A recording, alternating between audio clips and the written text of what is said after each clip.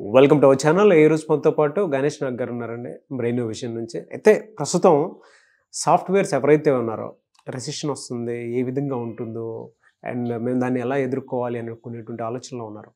So దాన్ని ఎలా face చేయాలి, రెసిషన్ నిజంగా రాబోతుందా, ఏ విధంగా ఉండబోతుంది అనేది ఒకసారి ఆయన మాటలు తెలుసుకుందాం. హలో అండి గణేష్ గారు. నమస్తే అండి. నమస్తే అండి.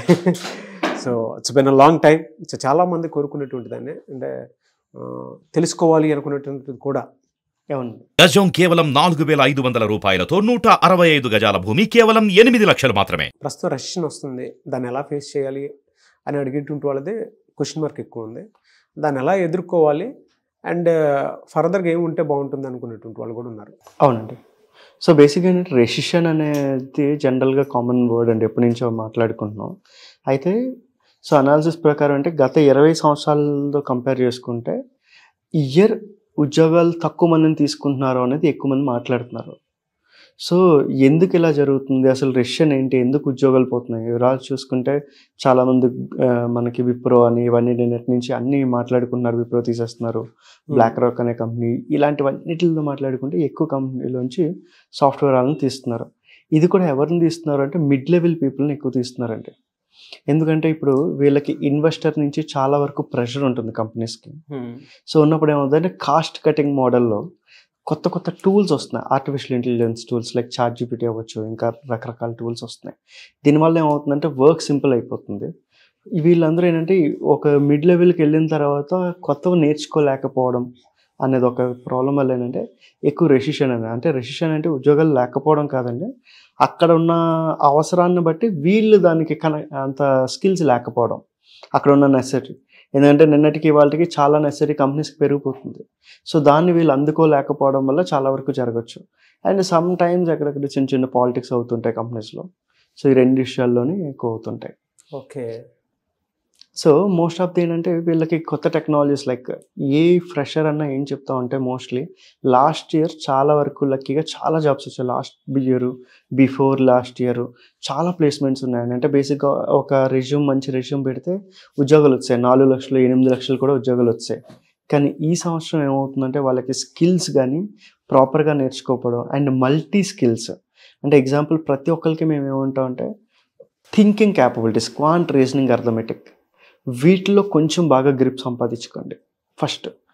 తర్వాత ఒక టెక్నాలజీ అంటే data science, machine learning, AWS, at least 2-3 టెక్నాలజీస్ని ఖచ్చితంగా ఉంచుకోవాలి. ఎందుకంటే ఇప్పుడు దాకా ఏమైందంటే లాస్ట్ ఇయర్ అంతా కూడా ఏదో ఒక టెక్నాలజీ నేర్చుకొని వెళ్ళిపోయేవారు.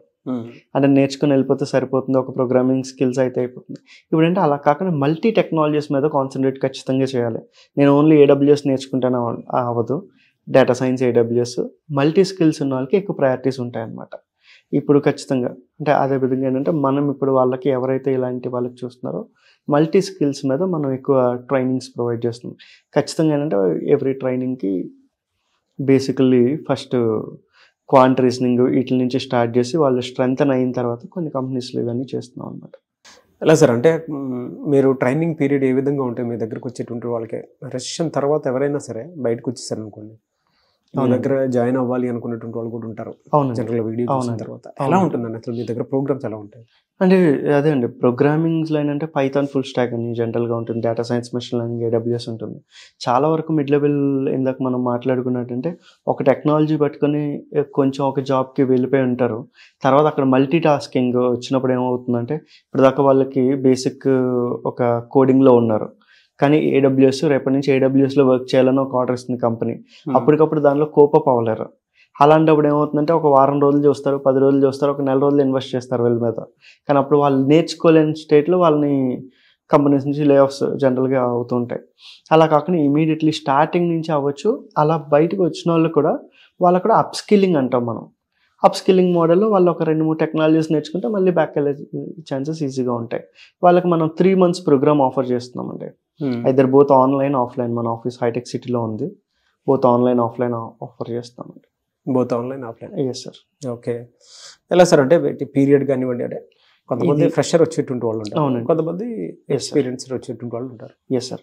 అంటే ఫ్రెషర్స్కి మనం ఏం చెప్తామంటే బేసిక్లీ 2 type ఆఫ్ మోడల్స్ ఉంటాయి సార్. ఎప్పుడు ఏంటంటే కొంతమంది ఆల్రెడీ మాకు రిఫరెన్సెస్ ఉన్నాయి, జాబ్ రిఫరెన్సెస్ ఉన్నాయని మాట్లాడుతూ ఉంటారు. కొంతమంది ఏంటంటే సార్ మాకు ఏం రిఫరెన్సెస్ లేవు, ఖచ్చితంగా మేము జాబ్ కొట్టాలి అనుకుంటారు. ఈ 2 వేరియేషన్స్లో ఏంటంటే జాబ్ ఖచ్చితంగా కొట్టాలి అన్న వాళ్ళకి మనం కంప్లీట్లీ మార్నింగ్ నుంచి ఈవినింగ్ దాకా ట్రైనింగ్ ఉండి మా ఆఫీస్లోనే ఉంటారు. సో వాళ్ళకి ఒక స్పెషల్ ట్రైనింగ్ ఉంటుందండి. ఆల్రెడీ ఏంటంటే కొంతమంది ఎవరో చెప్తుంటారు వాళ్ళకి రిఫరెన్స్, నువ్వు పైథాన్ నేర్చుకొని వచ్చేసాయి, లేదంటే నువ్వు AWS నేర్చుకొని వచ్చేసాయి అని. ఆ టెక్నాలజీస్ వరకు మనం లిమిట్ చేస్తాం. సో నాకు జాబ్ గ్యారంటీగా కావాలి, జాబ్ అష్యూరెన్స్ కావాలి అన్న వాళ్ళకి ఒక డిఫరెంట్ లెవెల్ ఆఫ్ ట్రైనింగ్ ఉంటుంది. వాళ్ళకి స్క్రూటినైజెస్ ఉంటాయి, అసైన్మెంట్స్ ఉంటాయి. సో వీళ్ళకి ఒక పోర్టల్, ఆన్లైన్ పోర్టల్ ఇస్తాం. సో వీళ్ళకి ఒక స్పెషల్ ఇది ఉంటుందండి. వాళ్ళకి మార్నింగ్ నుంచి ఒక 4 hours ఒక టీం ఉంటుంది, అండ్ మార్నింగ్ నుంచి 8 hours వర్క్ చేసే వాళ్ళకి కూడా స్పెషల్ ట్రైనింగ్ ఉంటుందండి. ఎందుకంటే వాళ్ళు ఆల్రెడీ జాబ్ ఎక్కడో చేస్తున్నారు, లేదంటే రెషన్ మోడ్లో ఉన్నారు, జాబ్ పోతుందో లేదో ఒక భయంతో ఉన్నారు. ఇలాంటి వాళ్ళకైతే ఒక 2 hours మార్నింగ్స్ కానీ ఈవినింగ్స్ కానీ, అంటే వాళ్ళకి ఏ టైంలో ఆఫీస్కి వెళ్తారో నెక్స్ట్ టైంలో ఉంటుంది. చాలామంది వర్క్ ఫ్రమ్ హోమ్ చేసే వాళ్ళు కూడా ఉంటారు. సో వాళ్ళకు కూడా అప్ స్కిల్ అవ్వాలనుకుంటారు, వాళ్ళని కూడా మనం ఆఫీస్లో ట్రైన్ చేస్తాం డైలీ 2 to 3 hours. వాళ్ళని కూడా మనం ఎందుకంటే ఇవన్నీ ఎలా ఉంటాయంటే మనం ప్రొఫైల్ బేస్డ్ ఉంటుందండి. అంటే వాళ్ళు వచ్చిన తర్వాత ఇప్పుడు ఎవరైతే డాక్టర్ ఎలా చెక్ చేస్తారో వాళ్ళకి ఏ ప్రాబ్లమ్స్ ఉన్నాయో అలా వాళ్ళతో 1-to-1 మాట్లాడి వాళ్ళు ఏం చేయగలుగుతున్నారు, వాళ్ళ క్యాపబిలిటీస్ ఏంటనే దాని మీద డిసైడ్ చేస్తాం మనం, ఏది బెటర్ అనేది. ఫస్ట్ కౌన్సిలింగ్ చేస్తామని అందరినీ వచ్చిన వాళ్ళని రెగ్యులర్గా అండి. అంటే మామూలుగా ఈ రెసెషన్ ఎలా ఈ విధంగా ఉండబోతుందని మీరు ఒక న్యూస్ చెప్పారు కాబట్టి అవునండి అడుగుతున్నాను. ఏ మంత్లో ఎక్కువగా ఉండే అవకాశం ఉంటుందండి ఇది జనరల్గా? ఇది ఇప్పుడు మార్చ్ జూలైలో ఉంటుందండి ఎక్కువగా. ఎప్పటి నుంచి మీరు చూసుకుంటే లాస్ట్ 5-10 years నుంచి చూసుకుంటే మార్చ్ ఏప్రిల్లో రెసిషన్స్ అనేవి ఉంటాయండి. మళ్ళీ ఎందుకంటే నెక్స్ట్ ఇయర్ నుంచి కొత్త ప్రాజెక్ట్ స్టార్ట్ అవుతాయి, ఫ్రెషర్ రిక్రూట్మెంట్ ఉంటుంది. ఫ్రెషర్స్కి ఆపర్చునిటీస్ ఉంటాయండి. అంటే బేసిక్గా ఏంటంటే ఫ్రెషర్ ఎంతవరకు క్యాపబిలిటీ, ఎందుకంటే ఈ రోజుల్లో కాలేజెస్లో ఏమైపోతుందంటే sir completely college environment is different, ఇండస్ట్రీకి వెళ్ళేసి డిఫరెంట్. ఇంతకుముందు ఏంటి, కాలేజ్లో ఒక డిగ్రీ అయితే జనరల్గా సరిపోతుంది అనేది కంపెనీస్ ఉండేవి. ఈసారి ఖచ్చితంగా స్కిల్స్ అడుగుతున్నారు. స్కిల్స్లో ఎలా ఉంటుందంటే మార్క్స్ కాదు, స్కిల్స్. అంటే ఇప్పుడు ఎన్ని హ్యాకథాన్స్ అటెండ్ అయ్యామని అడుగుతారు, ఎంత కోడ్ రాయగలుగుతామని అడుగుతారు, ఎన్ని ప్రాజెక్ట్స్ చేసామని అడుగుతారు.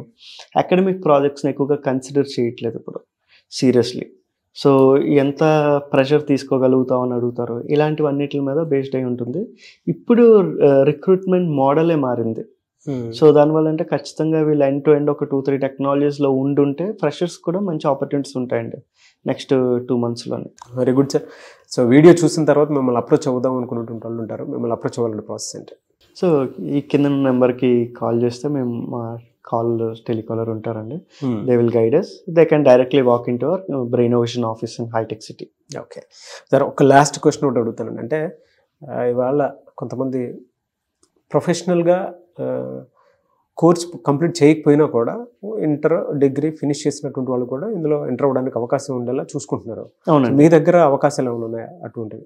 ఉంటాయండి. అంటే అదే అంటున్నానంటే బేసిక్గా ఏంటంటే అలా అవ్వకపోయినా ప్యాషనేట్ ఉండాలన్నట్టు. జనరల్గా ఏమవుతుందంటే వాళ్ళకి అది కొత్త టెక్నాలజీ పేరేంటి, ఇది దీనివల్ల యూజెస్ ఏంటి, అలా అనే ప్యాషనేట్తో ఉన్న వాళ్ళు ఉంటారండి. అలాంటి చిన్న చిన్న కంపెనీస్లో అవుతాయండి. అంటే నేనేమంటా అంటే ఈరోజు ఏదో పని చేసుకున్న అందరినీ నేను రమ్మనట్లేదు, బట్ ప్యాషనేట్ ఉండి సాఫ్ట్వేర్ వైపు వెళ్ళాలి, కొంచెం ఇంట్రెస్ట్ ఉంది, ఇలాంటి వాళ్ళని మనం చేయొచ్చు. కానీ ప్యాషన్ ఖచ్చితంగా ఉండాలి వాళ్ళకి. అలా ప్యాషన్ ఉన్న వాళ్ళైతే ఖచ్చితంగా సక్సెస్ అవుతారు. అండ్ చిన్న కంపెనీస్లో ఉంటాయి. ఇనీషియల్గా ఏంటంటే నేను రాగానే ఒక 4 లక్షలు కావాలి, 5 లక్షల ప్యాకేజీలు కావాలంటే కుదరదు. కానీ ఇట్స్ 2-3 లక్షలు అంటే మళ్ళీ ఒక ఇంజనీరింగ్ ఎలా స్టార్ట్ చేస్తున్నారో అలాగే ఇక్కడ స్టార్ట్ చేయాల్సి ఉంటుంది. ఒక 1 or 2 yearsకి మంచి గ్రోత్. అంటే ఇది డిపెండ్స్ అంతే వాళ్ళ క్యాపబిలిటీస్ అండ్ వాళ్ళ ఇంట్రెస్ట్, అంటే దాన్ని బట్టి కూడా ఆపర్చునిటీస్ ఉన్నాయి. Anyways thank you so much. Thanks a lot. So చూసారు కదండి ఈ వీడియోపై మీ అభిప్రాయాన్ని కమెంట్ బాక్స్లో పోస్ట్ చేయండి. ముఖ్యంగా మీరు కనుక ఒక్కొక్క సాఫ్ట్వేర్ అవ్వాలి అనుకుంటే చాలామంది ప్రొఫెషనల్ కోర్సే నేర్చుకోవాల్సినటువంటి అవసరం లేదండి. మీ దగ్గర ప్యాషన్ ఉంటే డెఫినెట్గా మీరు బ్రెయినోవేషన్తో కలిసి ముందుకు వెళ్ళాలి అనుకుంటే స్క్రీన్ మీద మీకు కాంటాక్ట్ నెంబర్ కనిపిస్తుంది, దానికి మీరు call or message or WhatsApp చేసి వెంటనే డీటెయిల్స్ కనుక్కొని మీరు జాయిన్ అవ్వచ్చు. అండ్ రెసిషన్ అలాగో రాబోతుంది అనేటువంటి న్యూస్ అయితే మీకు ఒక క్లారిటీ ఉంది కాబట్టి దానికి తగ్గట్టే మనం ఫర్దర్గా అప్డేట్ అవుతూ ఏ విధంగా వెళ్ళొచ్చు అండ్ బయట మార్కెట్ అసలు ఏ విధంగా ఉంటుంది, ఏ విధంగా ఉండబోతుంది అనేటువంటి విషయాలు కూడా మీకు తెలుసుకోవడానికి త్రూ బ్రెయినోవేషన్ మీరు అసోసియేట్ అయ్యి ముందుకెళ్ళాలనుకున్నా కూడా ఒక అవకాశం ఉంటుంది. కాబట్టి ఆసక్తి కలిగి ఉన్న ఎవరైనా సరే స్క్రీన్ మీద మీకు కాంటాక్ట్ నెంబర్ కనిపిస్తుంది, దాన్ని మీరు కాల్ ఆర్ మెసేజ్ వాట్సాప్ చేసి వెంటనే ఎన్రోల్ చేసుకోండి. అండ్ ఈ వీడియో లైక్ చేయండి, షేర్ మాత్రం తప్పకుండా చేయండి. ఇలాంటి మరిన్ని వీడియోస్ కోసం మా ఛానల్ ఫాలో అవ్వండి. Thank you.